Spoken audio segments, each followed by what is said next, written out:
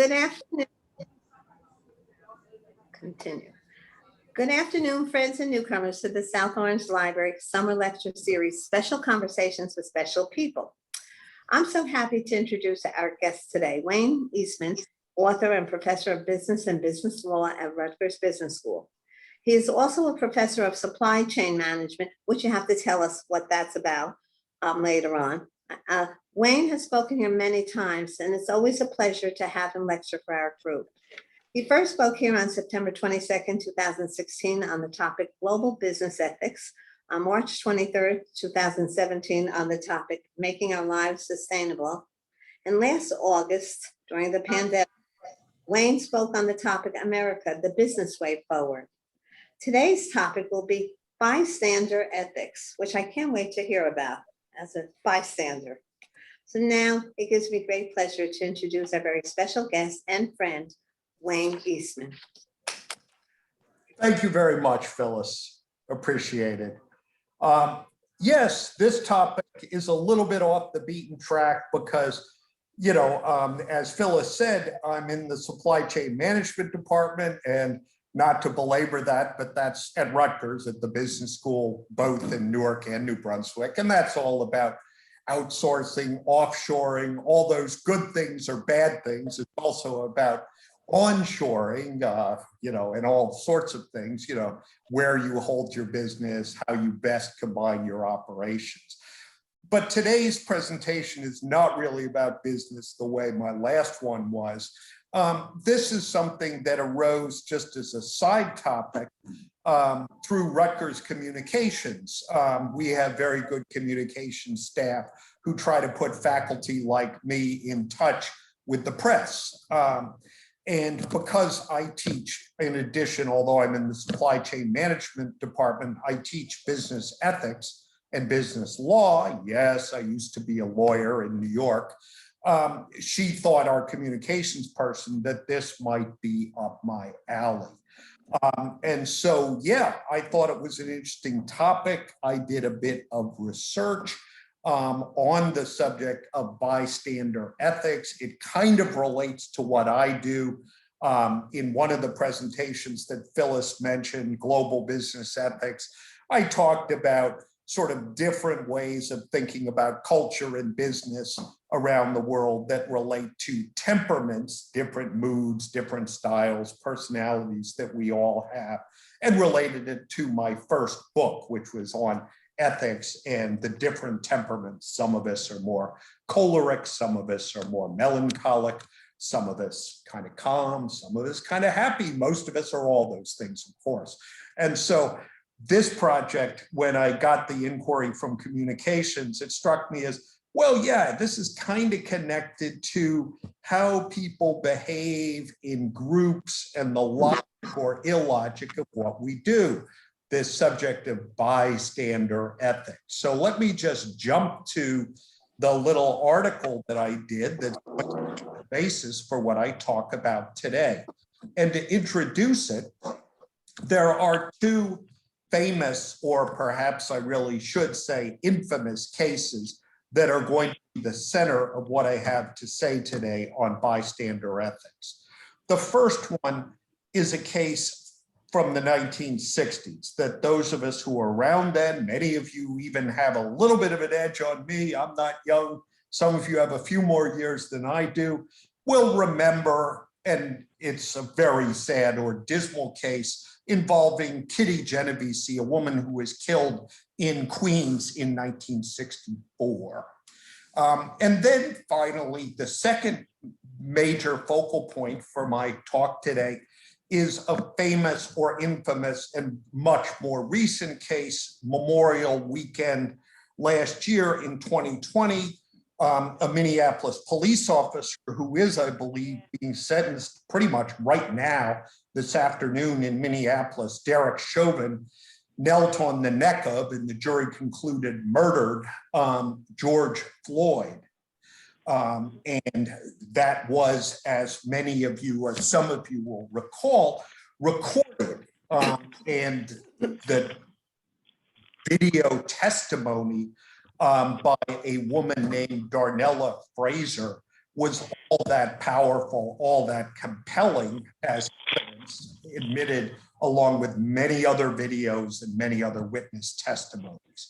So those two famous or infamous situations, the unrecorded one in Queens in 1964, Kitty Genovese, and the recorded one in Minneapolis, Darnella Frazier taking the video of George Floyd being killed by Derek Chauvin last May, are my focal points. So now, with the aid of the crack technical team, Phyllis and others at the library, let me my screen, here goes. Okay, and now you should be able to see what I wrote up, and basically here is the summary in a nutshell. That is, there is an effect called the bystander effect, and I'm going to talk about it. Some of you may have an intuition of what it's going to be. I'll explain it in a minute.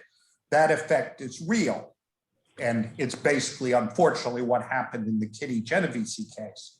But on the other side, there is good research to show that, in fact, when there are more people around, it's more likely that someone will step up and do something pro-social to intervene. And what you see here is a picture from a police body camera of Darnella Frazier. She's the one who is third from the right. You can see her in the blue suit taking a video. She is next to another woman also taking a video. So there were plenty of people. The police officers all had body cams. Frazier, the woman next to her, and others were taking videos. Frazier stood out though, because she just kept her camera on for like 10 plus minutes, the infamous 9 minutes that Chauvin was kneeling on Floyd's neck and shoulders. She recorded it all, essentially, while many of the other videos were much more episodic, reflected police officers who were moving around. Okay, and so the gist of what I'm going to have to say today is contained within the byline that my editor for this publication put on the little piece. That is, there is an effect in which, when there are bystanders, rather than one person who's responsible, if there are 50 people, there is a tendency for responsibility to be diffused. That is, somebody else can step in. I don't have to do it. That's a real effect. And it, in many cases, such as Kitty Genovese's, can be a contributor to tragic outcomes. But there is a big case not to be too pessimistic, in the sense that lab research, as well as sort of real life situations like the Chauvin, Floyd, Darnella Frazier situation, show that when there are people around, especially technology aided people, there does tend to be positive or pro-social intervention. Okay, now let me just describe a little bit. If this comes up on screen as well, great. If it doesn't, that's okay too. But this goes back to a long time ago. Let me see, get this up on screen. Some of you were reading, I was pretty young then, but I had just started reading the New York Times. Some of you are probably loyal readers by the 1960s, by 1964. And in April 1964, the New York Times ran a story about Kitty Genovese's murder. And the headline of the story was the extremely dramatic 37 who saw murder didn't call the police. Some have interpreted that as meaning that nobody called the police. That's not at all true, and the Times never claimed that. There clearly was a call to the police by someone who was, in fact, trying to cradle Kitty Genovese. at the time the police arrived, cradle her in her arms. Somebody who knew her and heard her cries as she was dying called the police. And the article, it does not claim otherwise, but it has become famous, the phenomenon, or infamous, as an argument that basically these respectable people, this is a reasonably affluent neighborhood of Queens then and now, Kew Gardens, who in this account saw the murder, did not call the police. Now, let me see.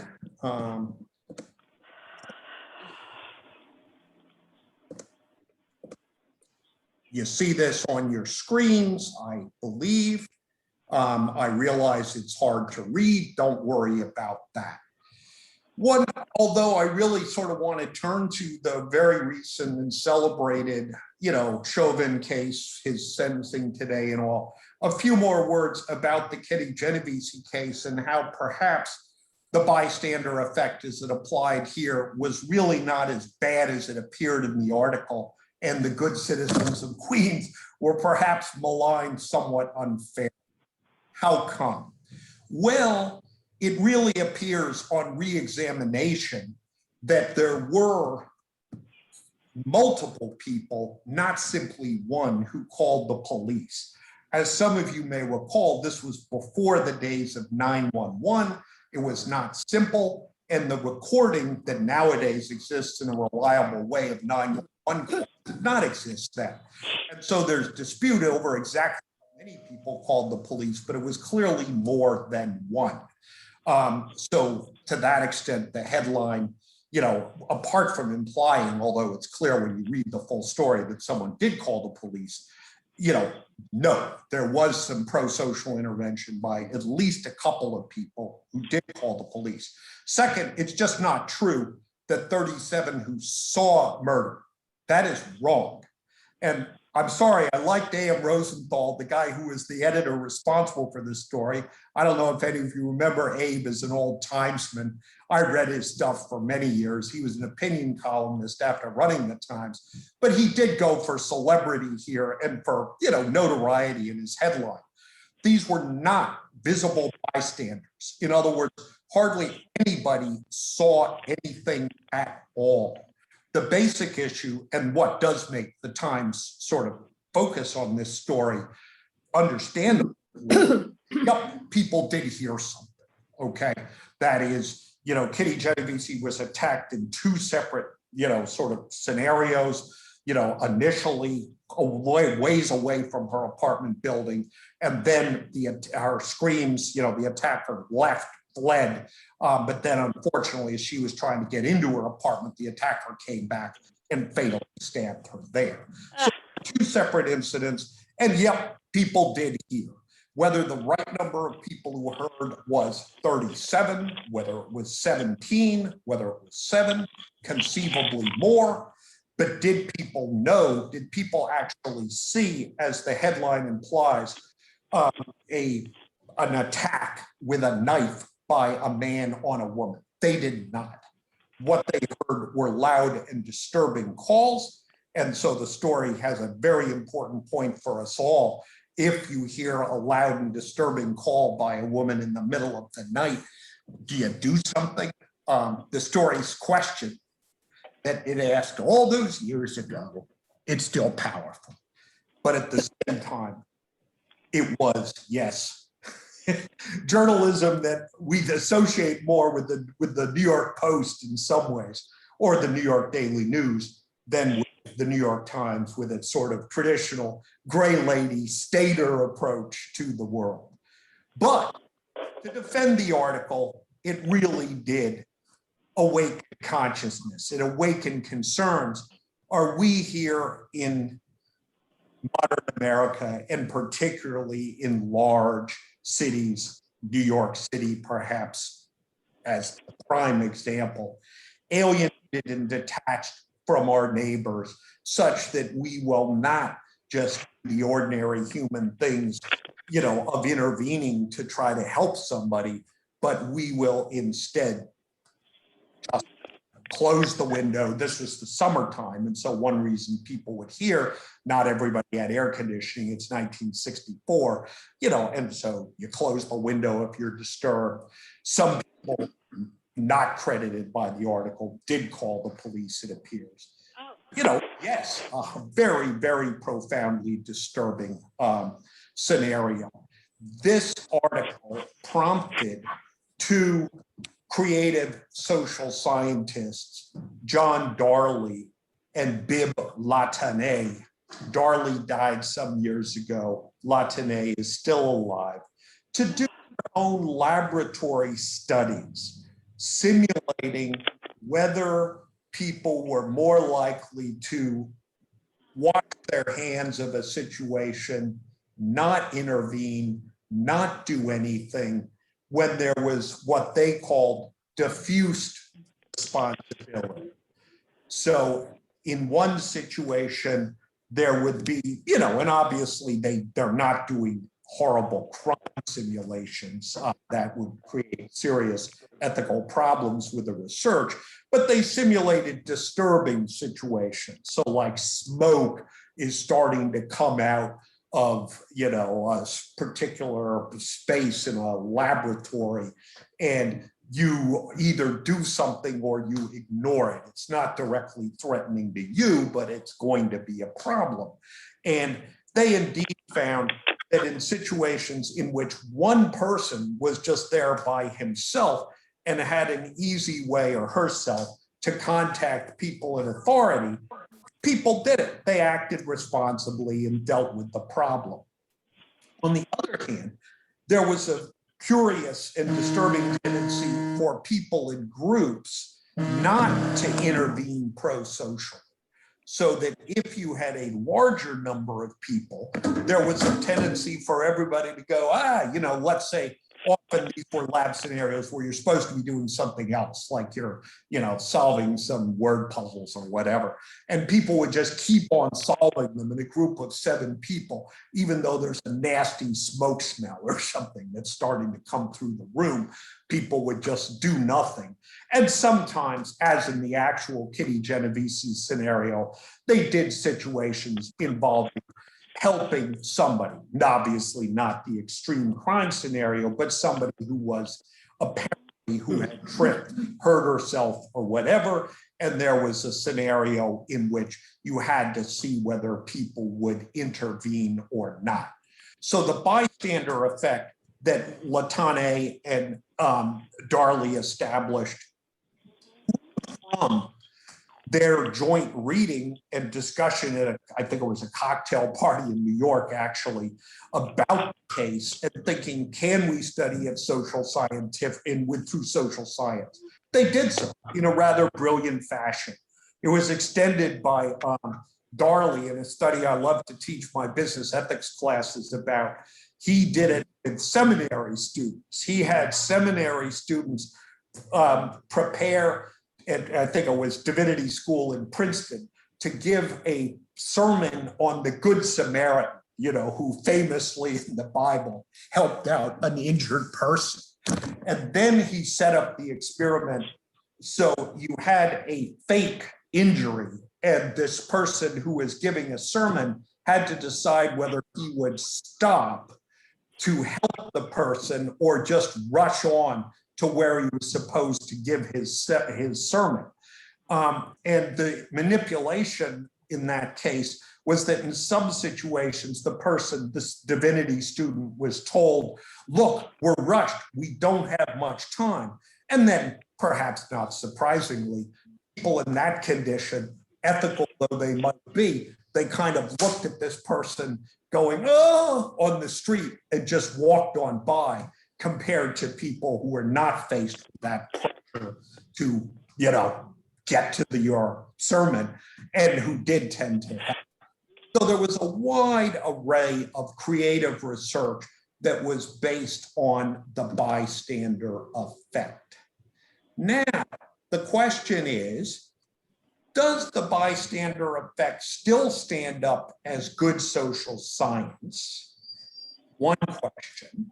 And then second, what is the way to think about the increasing availability of technology? You know, many of us, most of us nowadays have smartphones that, like Darnella Frazier, can be used in certain circumstances when there is misconduct, not by a random person like the horrible attack on Kitty Genovese, but by authority, as in the actual case with Chauvin and other cases in bystanders have used their phones to record apparent or very real, in some cases, misconduct by police officers. So let me continue the story going forward. The research by Latane, Darley, and others, excellent as it was in a sense artificial, in that what happened is that they simulated helping or not helping in lab experiments. They did not do it through actually having real life tests of whether people helped. Richard Philpott, a psychologist in Britain, had the creative idea to work with colleagues in two other countries, the Netherlands and South Africa, to study surveillance camera footage. Many countries, many places you go here in America, and as much or more so in quite a few countries overseas, there is surveillance footage. Cameras are constantly on. And so he and his colleagues studied incidents that took place in entertainment and business districts in it was Manchester, his own city, in England, Amsterdam in the Netherlands, and Cape Town in South Africa, focusing on areas where there were cameras near areas with lots of entertainment venues, restaurants, bars, many people were drinking, and unfortunately a considerable amount of sort of street stupidity, not of I don't believe they reported any serious, robberies, murders, anything like that, but the cameras did record quite a few incidents of hostility, people yelling like a man yelling at a woman for whatever reason, or perhaps the other way around, arguments between couples, sort of street alcohol or perhaps drug-induced low, hitting, batteries, whatever. So they analyzed, many hours of surveillance footage from these three cities and winnowed out a series of incidents. And as they did so, their interesting and striking finding was that, in fact, no, people did help.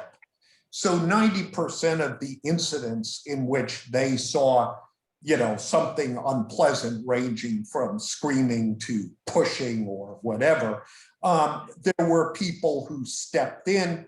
And because these were very crowded areas, it usually wasn't just one person who stepped in. The sort of average figure of people who stepped in was quite high. It was as high an average of sort of 3.8 people per incident, as I'm recalling the results of their research. And so this research, which was done in the early 2000s, was one basis for saying that, look, the bystander effect may be true in its context. That is, when we know individually that we are responsible for fixing a problem, we feel, yeah, I do it or doesn't get done. If 10 people could do it just as well as I could, there is a tendency for any of us individually to say, let somebody else do it, with, in some cases, tragic implications.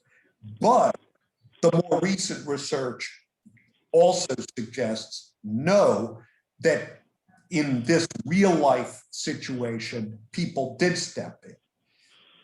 In The lab studies have been analyzed and reanalyzed, so-called meta-analysis, to show that in fact, there is, even though any one individual is less likely to intervene, the more people there are, the more likely someone is to intervene.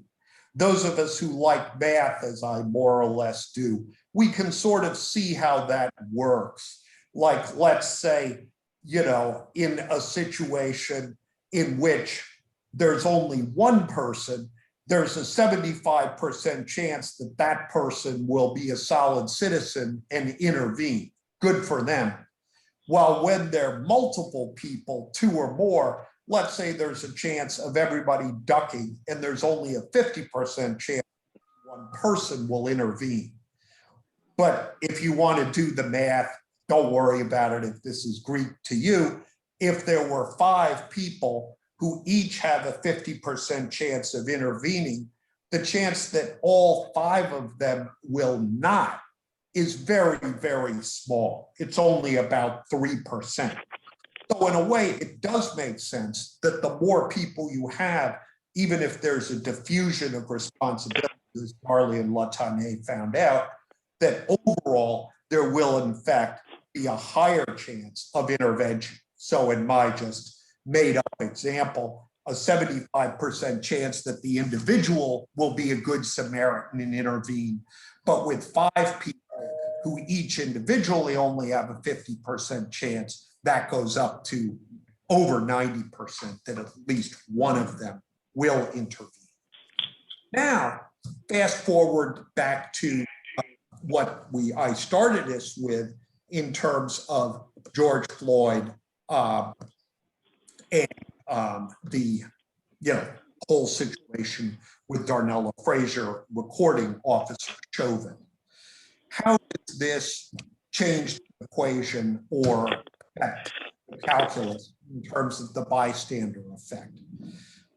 I hope and suspect that social scientists, that my colleagues in the business school and others, will be doing research as the years, go on, both simulated lab studies and real life studies. But I have a strong intuition that what these studies are going to show is that there is, in fact, an effect in which when you have, in particular, misconduct or problematic behavior, not just by any random stranger, but by an authority figure, that the presence of simple, easy recording technology can make a big, big difference. And that's so just to extend from the issue of what the individuals do, but to how society responds to issues of crime and misconduct, to all of us in a way. So at some point, before the advent of easily available, cameras on everybody's phone, a situation like the, Chauvin situation with Floyd, and, you have a messy set of issues, maybe there's a prosecution, there's testimony from Frazier and others who would have been in the crowd about what they saw. He was he was on his neck, he stayed on his neck for minutes. Presumably Chauvin himself says something different. And who knows what happens, whether there's a prosecution at all or whether he gets convicted. But to bring it forward to this actual case, yeah, she stood there, she kept standing in the same spot and taking her video. Modern norms made it implausible for the other police officers or Chauvin himself, of course, to try to stop her and the other people in the crowd from recording. And I think, to the credit, by the way, of the Minneapolis police or police in general, it does seem that police have some ability to accept the idea that their conduct is going to be possibly recorded by the citizenry, as well as in many jurisdictions by their own body cameras, given that Minneapolis, like many places, New Jersey, we do this too, requires police officers to have body cameras.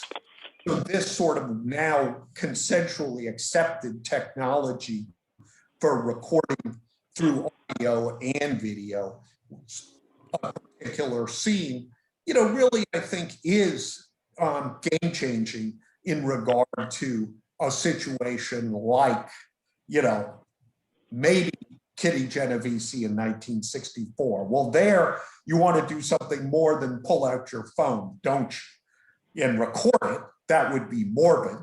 What we wanted and hoped people would do in 1964 is pretty much the same as now. It's that much easier, perhaps, to pick up your phone and, yes, perhaps get a picture of the assailant, which would be useful evidence, but also to promptly call 911. But some things don't necessarily change, and perhaps a stranger assault is one of those. On the other hand, the situation in regard to people in authority who misuse their authority, the situation has radically changed from the time of the Kitty Genovese case to now. We can see in the actions of Darnella Frazier and in, yes, the jury's conviction of Officer Chauvin and his upcoming sentence, a new world. Change, it's not necessarily for the better.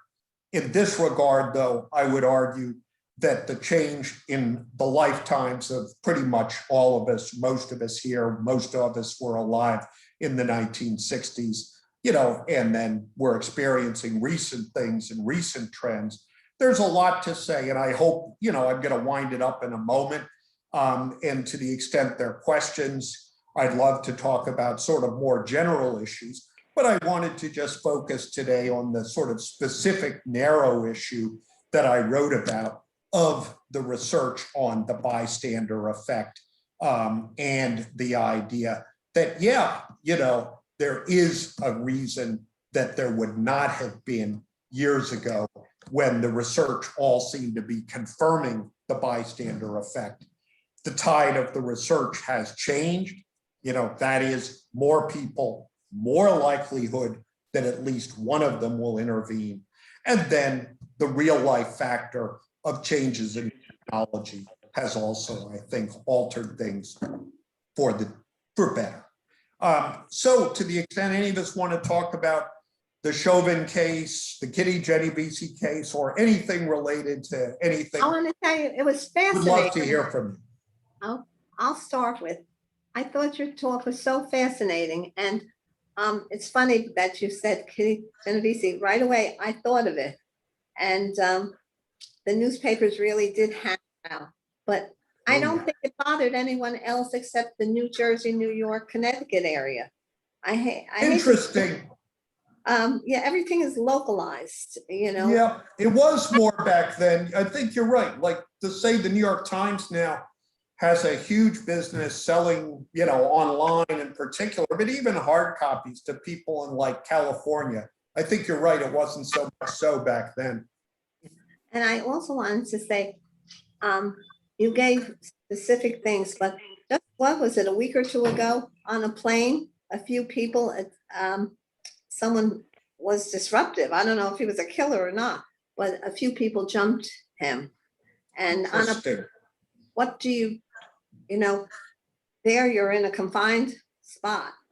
It doesn't matter if you're calling, everyone's watching something that could turn into misery for all of them. Yeah, yeah. And it's like an interesting situation because a plane is both many, many bystanders, but also no exit. It's the, you know, most situations in life, you've got a way sort of to just remove yourself, like the classic bystander concern with like Kitty Genovese is, yeah, people just shut their windows and tried to get back to sleep or something like that.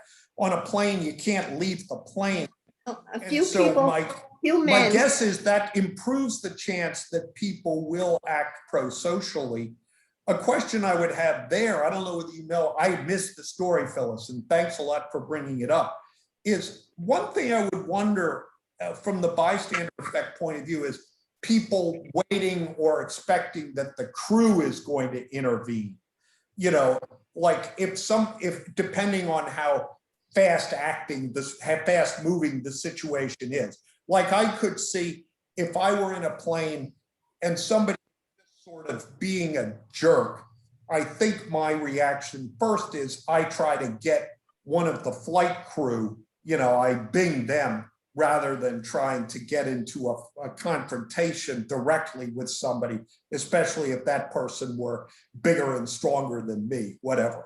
Well, I think 9/11 stopped that because Yep. people, the ones in Pennsylvania. Yeah, that was a famous one. I highly recommend going out to Shanksville. There's a memorial. It's great. Yep. And, Flight 93. Yeah, I think arguably I didn't write about that at all. I had all these things I wanted to write about in my little article, but they were very much, this is about research, professor. We don't want your opinion. Yeah, I was thinking about sort of broader issues, and that's an excellent one, Phyllis, that in terms of turning points, that people will, I think for a long time, I hope, remember the passengers on that plane who did, bring it down before it was presumably headed right for the Capitol. Yep. You've answered that great. Yeah.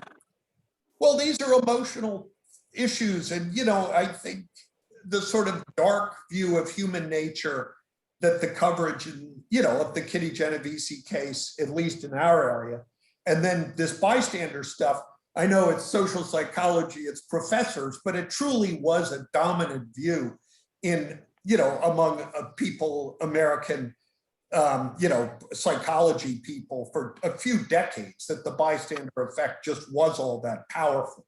And so I think the more optimistic view based on reappraising the bystander effect in this century, is an interesting change. Are there other questions that other people would like to ask? I have another question. When you're Sure. driving and you see a car that's definitely reckless and driving very fast, there's a lot of cars on the road. Are you the one who's going to call up and report it? You bet. There's a good bystander effect question. We can answer it for ourselves, and nobody has to answer this except me. People can volunteer if they want, how many times they've ever intervened, 0, 1, 10, whatever the number is. I will say the number for me is 0. I've been bothered by that, but I guess I feel it's a little bit like a Kitty Genovese person in 1964 who doesn't quite have a sense what I do. Like, do I call 911 if I'm on the parkway and see somebody going 95 and weaving? Good point. How about you, Phyllis? What's your own sense about that? I want to call up. You want? I know I've had that feeling. At least we think about it now, because now we can. By the time you would do something, you look like. It's partly because this is an excellent one for how technology and ethics intersect. Because I admit, for a while I was all good. I'm an old guy, but I got my Bluetooth rigged up, and so I could legitimately be talking on the phone while I'm driving. But that was only a period when I had especially heavy commuting and meeting responsibilities.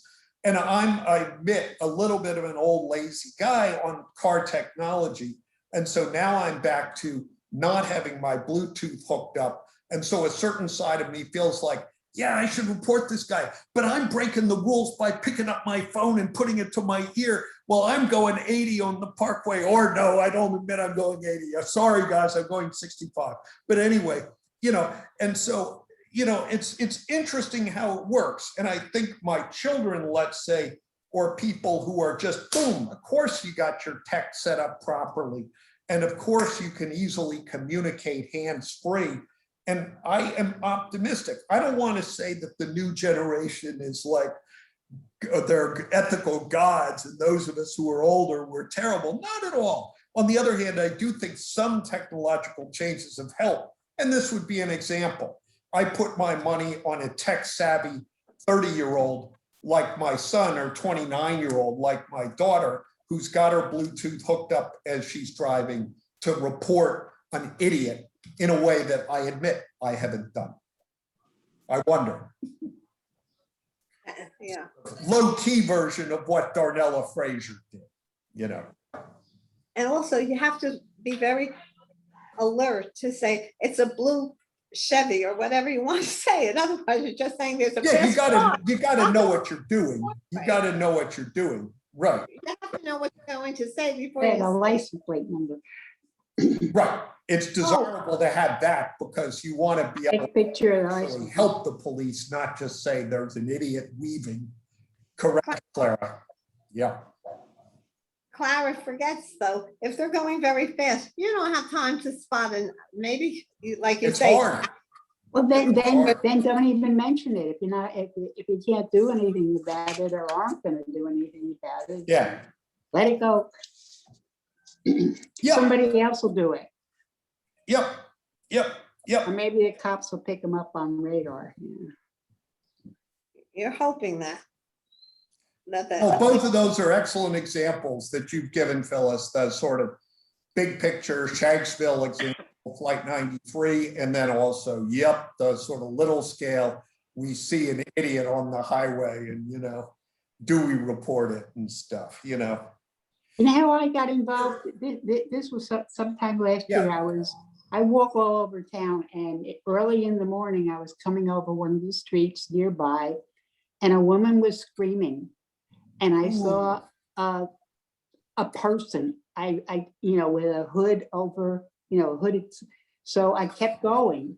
I wasn't going to I kept going and found the police car, and I reported the address and the fact that the woman was screaming and what the person who must have been bothering her or somehow causing the screaming, how he was dressed. So. Yep. Yep.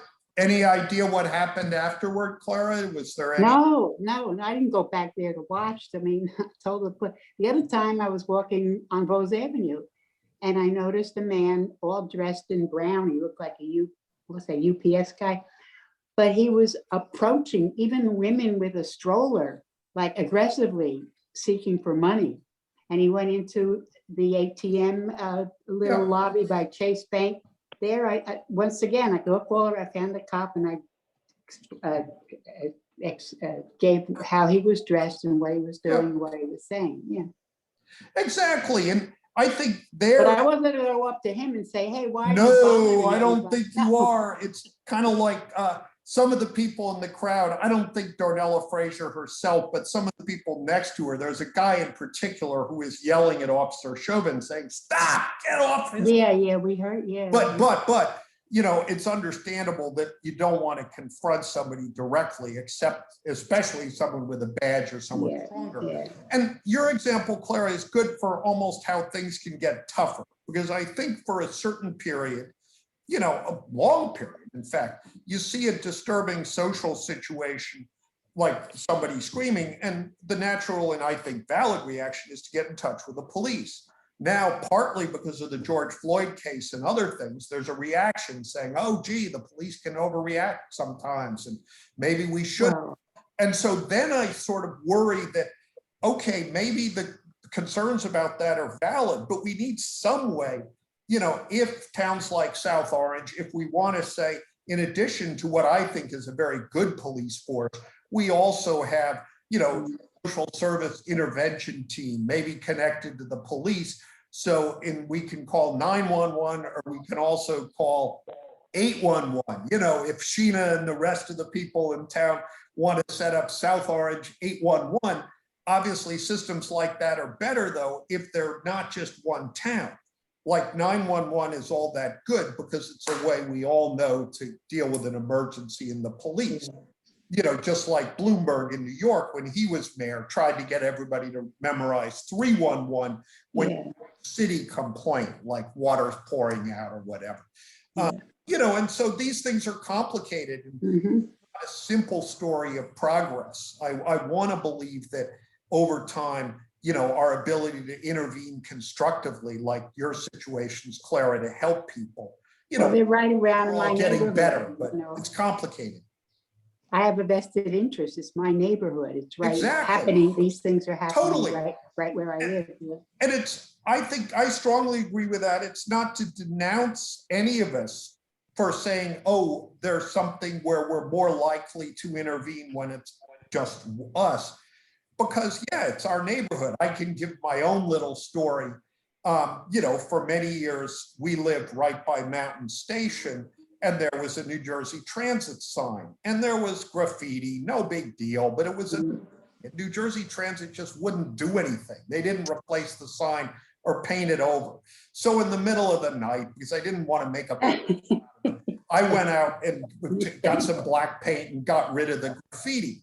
Now, I admit I might have been a little annoyed if I had just seen some do-gooding stranger. It wasn't my property. It was New Jersey Transit's too, by the way. Yeah, but If somebody had come right behind my backyard onto New Jersey Transit's property and like gotten rid of the graffiti just the way I did, but I probably would have been fine with it. After all, I did it myself. But I admit it was partly because, like what you're saying, it's your neighborhood. I felt like, hey, this is my backyard that happens to be up by the train station. And so I feel a responsibility for something.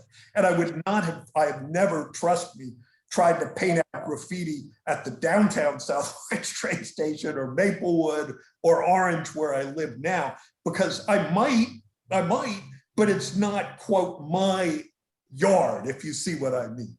yeah.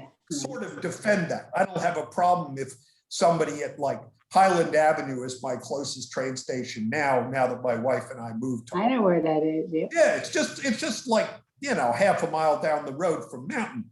And, occasionally I sort of feel like, yeah, I'd love to tidy this up a little bit. Yeah.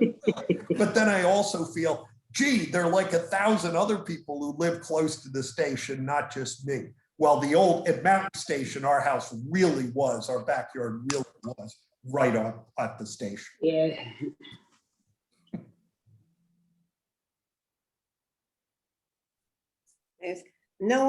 Are there any other do-gooders in the audience? Clara, you were wonderful. You have to use good judgment.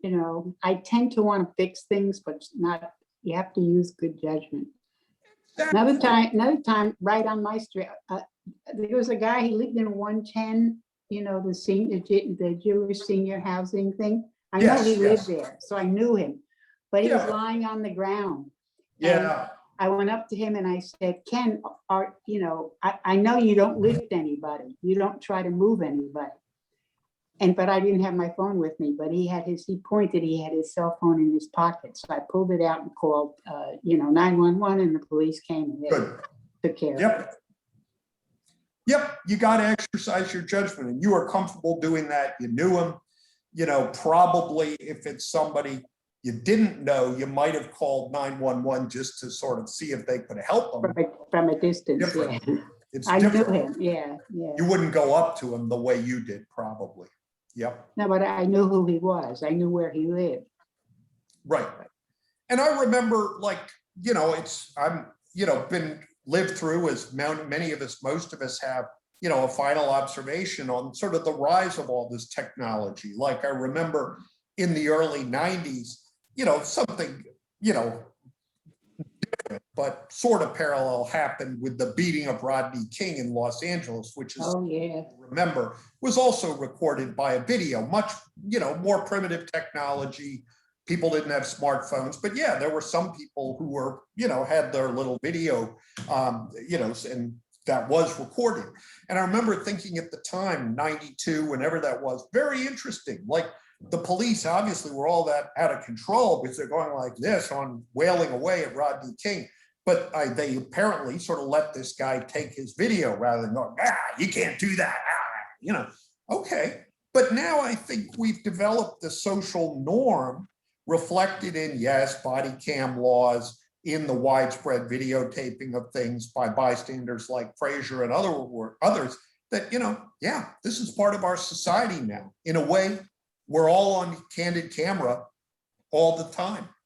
When we're in public, we just gotta understand that somebody can be taking a picture of us. We do not have a right to go, yell at a family member without thinking somebody might take a picture of us. I would. Right, we're on camera all the time. Yeah, and in a way, I know there are good reasons to be worried about privacy and all that, but overall, I think it's a change for the good.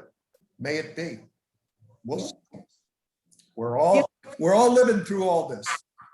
You know, the bystander ethics could also apply when the two policemen were following a Black man, and he ended up taking pictures of them as he was saying all the right things and doing all the right things, and they made him get out of.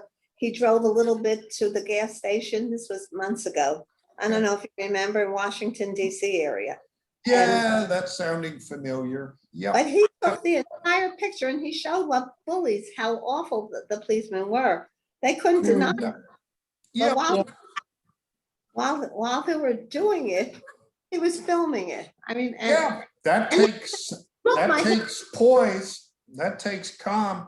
And it doesn't always decide a case. You know, in other words, there was a very sad shooting, again, unfortunately, in Minneapolis. I think it was a guy named Philando Castle, and his girlfriend, maybe wife, girlfriend, whatever, recorded that, you know, and the jury nonetheless found that the officer was not culpable. And so sometimes, you know, videos can be interpreted in different ways.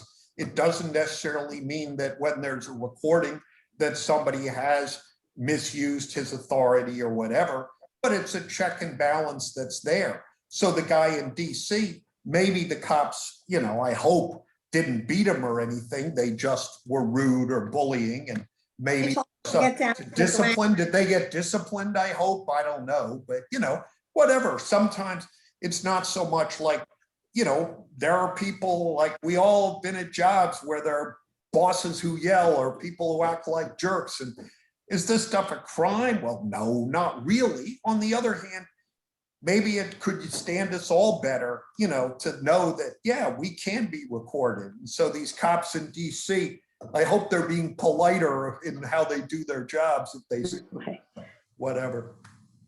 if they were smart, yeah, they would have realized that you just don't treat anybody like that. Yeah. And we shouldn't do it anyway, but does it help if we know somebody can be watching us, whatever? Yeah, I think it does. I do too.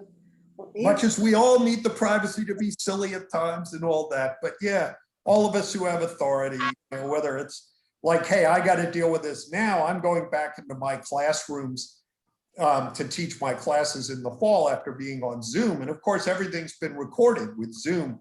And so I believe, you know, we're still working out the rules at Rutgers, but they're going to be rules that, you know, I believe all. The classes have to be recorded, as well as, even though they're being given live.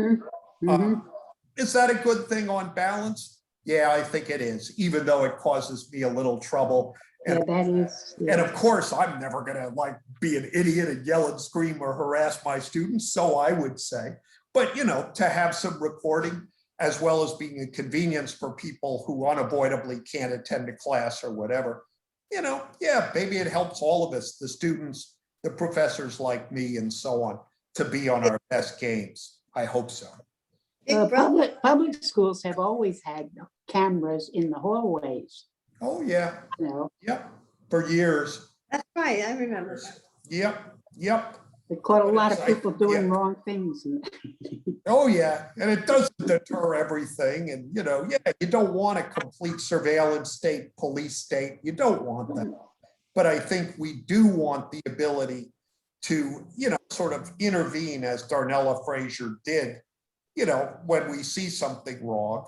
And yeah, I think it does help for people who have No, that was good. jobs Yeah. like police officers. I want to believe, like mine too, to know that, hey, we should be accountable and we should be, you know, not afraid of having our actions recorded. Well, you are fabulous. Yeah, good. I wish you all good summer, good 4th of July, wherever beach you're at, and stay well. And thank you so much, Wayne. You have been such You a bet. And As thanks, always, Phyllis, and Phyllis. thank Michael. Mike's doing the, Michael. Yeah, Michael does the producing. I'm here. yeah. Hi, Michael. Thank you. Thank you, Michael. Sure. Thank you, everybody. And Phyllis, as always, a pleasure. It is. Okay. Thank Thank you. Have a Thank good- you all. You stay well and healthy and happy. Have a great weekend, Thank everybody. you. Okay. Same Bye-bye. same to you. Bye-bye. Thanks.